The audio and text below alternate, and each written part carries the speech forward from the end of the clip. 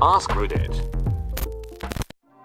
Today I effed up by buying everyone an Ancestry DNA kit and ruining Christmas.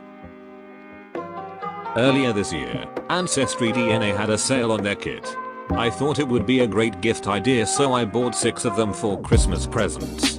Today my family got together to exchange presents for our Christmas Eve tradition, and I gave my mom, dad, brother, and 2 sisters each a kit. As soon as everyone opened their gift at the same time, my mom started freaking out. She told us how she didn't want us taking them because they had unsafe chemicals. We explained to her how there were actually no chemicals, but we could tell she was still flustered. Later she started trying to convince us that only one of us kids need to take it since we will all have the same results, and to resell extra kits to save money. Fast forward, our parents have been fighting upstairs for the past hour, and we are downstairs trying to figure out who has a different dad. Too long didn't read. I bought everyone in my family Ancestry DNA kit for Christmas. My mom started freaking. Now our parents are fighting and my dad might not be my dad. Update. Thank you so much for all the love and support. My sisters, brother and I have not yet decided yet if we are going to take the test. No matter what the results are, we will still love each other and our parents no matter what. Update 2. Christmas iced ruined. My F up actually turned into a Christmas miracle. Turns out my sister's father passed away shortly after she was born. A good friend of my mom's was able to help her through the darkest time in her life, and they went on to fall in love and create the rest of our family. They never told us because of how hard it was for my mom. Last night she was strong enough to share stories and photos with us for the first time, and it truly brought us even closer together as a family. This is a Christmas we will never forget. And yes, we are all excited to get our test results. Merry Christmas everyone.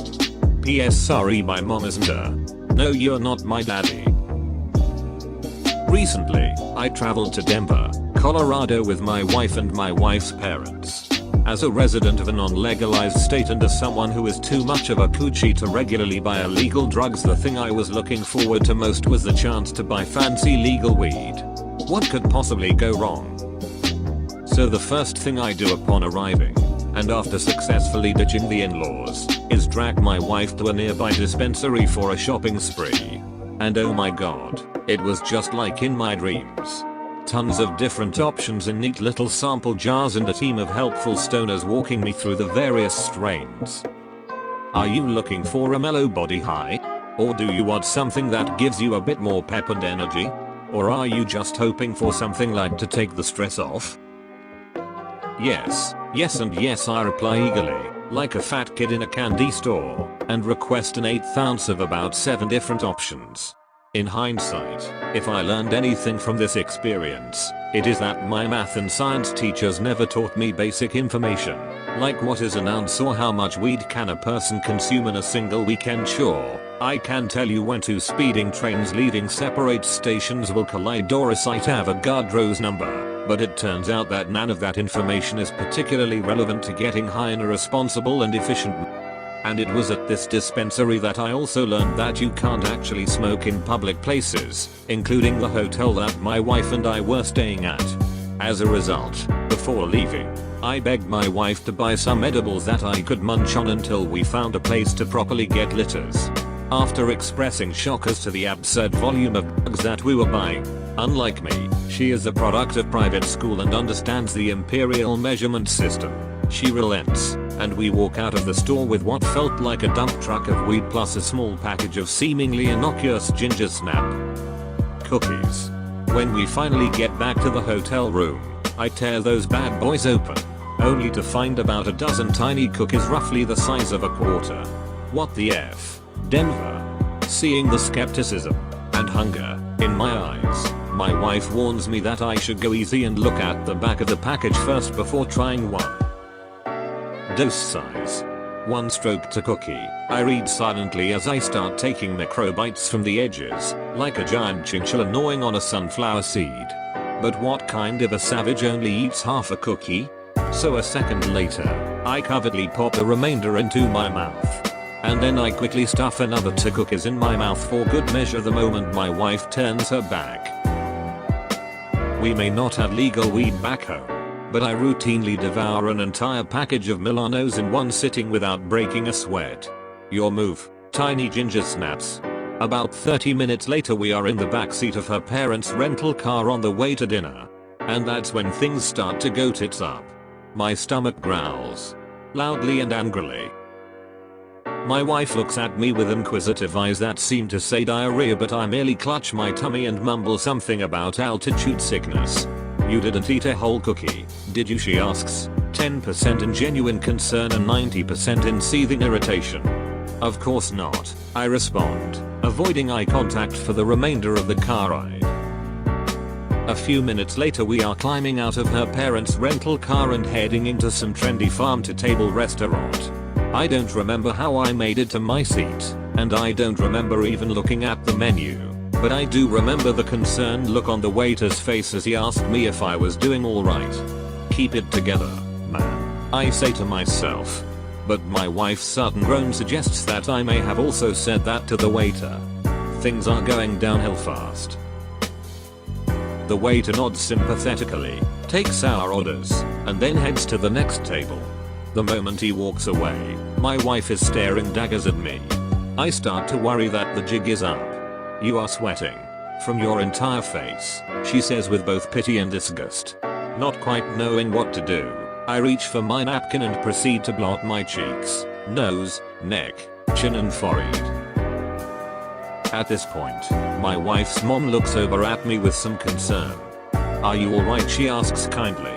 Yeah, the food's just a bit spicy, I reply, far too quick to realize that we had literally just ordered and that there is nothing on the table except for a basket of dinner rolls. My wife kicks me under the table to grab my attention. Bathroom.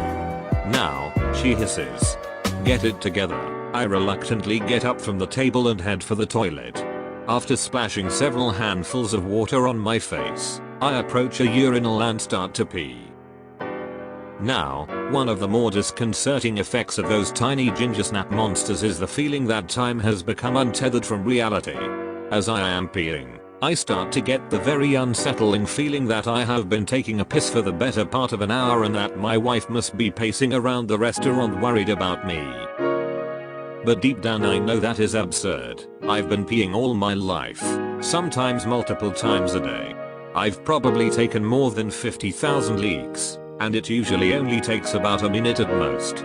So given that my typical pee is no more than 60 seconds and given that it feels like I am about halfway done, that means that I've probably only been standing here about 30 seconds, right? But the guy at the urinal next to me doesn't respond, and instead starts shuffling away from me midstream, like a startled penguin. I try, albeit unsuccessfully, to break eye contact. After finally finishing, I again splash some water on my face and return to my seat, making sure to apologize to the table for being gone such a long time just in case my math was off. Next, I try briefly to engage in small talk with my wife's father, but I am far too high to understand what either of us are saying. Not wanting to start laughing uncontrollably at the wrong moment or, really, at any moment, I figure the safest idea is to nod my head periodically and drink a ton of water. Nothing cures mental fatigue like water, right? To my wife's horror, I stand up, grab my water glass and thrust it out to the waiter, who unfortunately is on the opposite side of the restaurant. But he turns out to be really cool and, after making his way over to our table, tells me that he'll do his best to keep me stocked with ice water for the rest of the meal. He also helpfully suggests that if the dinner rolls are too spicy for me, I should probably eat one or two so that I'm not sitting there on an empty stomach. Smart man. However, after going through all of the bread on the table and 3 glasses of water, I start to get worried that I need actual food to offset the growing paranoia from those tiny ginger snap devils. Do you think I should flag down the waiter again and ask what's taking so long? I suggest helpfully to my wife. What? We literally just ordered 3 minutes ago. And at that exchange, my wife loses her cool. How many cookies did you eat? She demands. Whoa, easy there, toke mother, I respond, somewhat horrified at her outburst.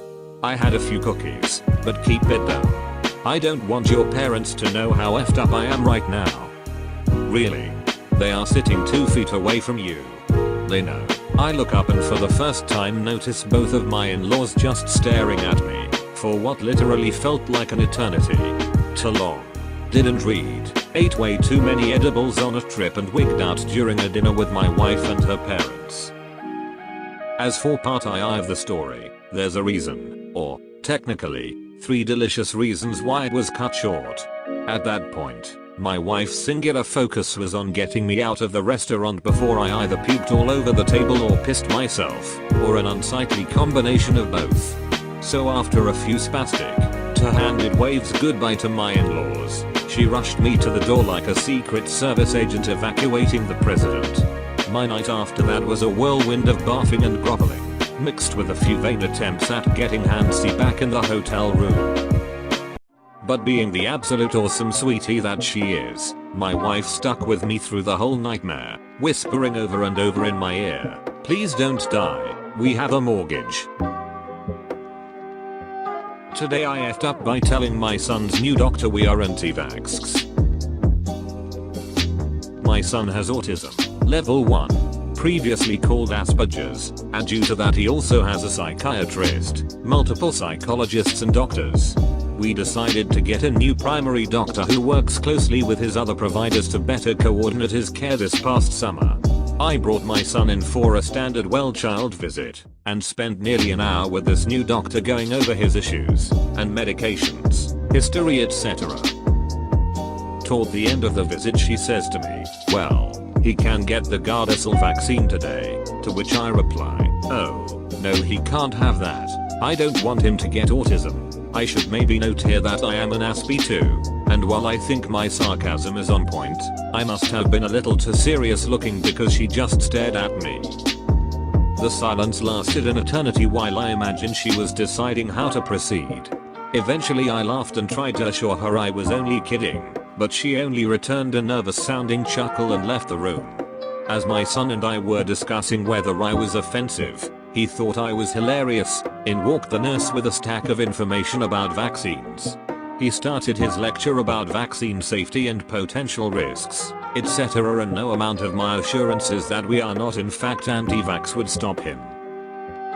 He just kept saying, "Okay, well I have to tell you this," in a way that suggested that the doctor told him to give me the full spiel. Too long. Didn't read. Jokingly told my son's new doctor that I didn't want him to get more autism.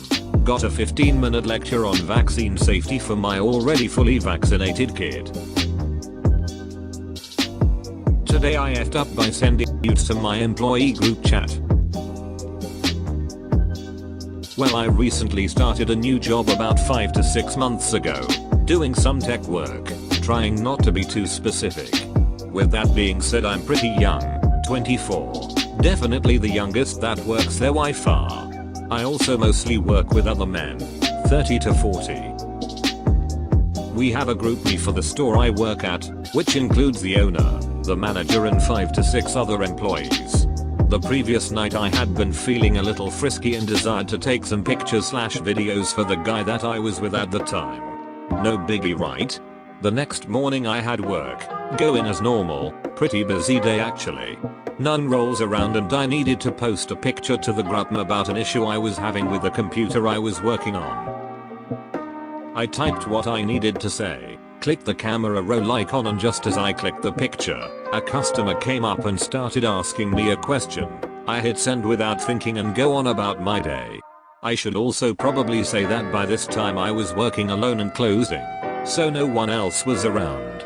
The customer who came in kept me pretty busy for 30-45 minutes. When they finally left, I went to check my phone and saw I had a bunch of missed calls from my boss.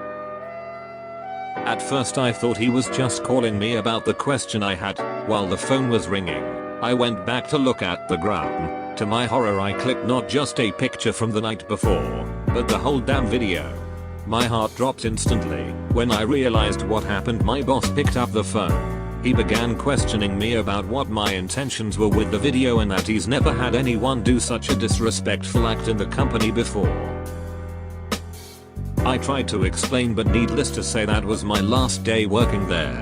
LOL. On the bright side, the coworker I had a crush on finally got his attention. Too long, didn't read. Tried to send a picture of a customer's problem to my employee gram. Turns out I sent an entire nude video of myself. Still got the guy in the end.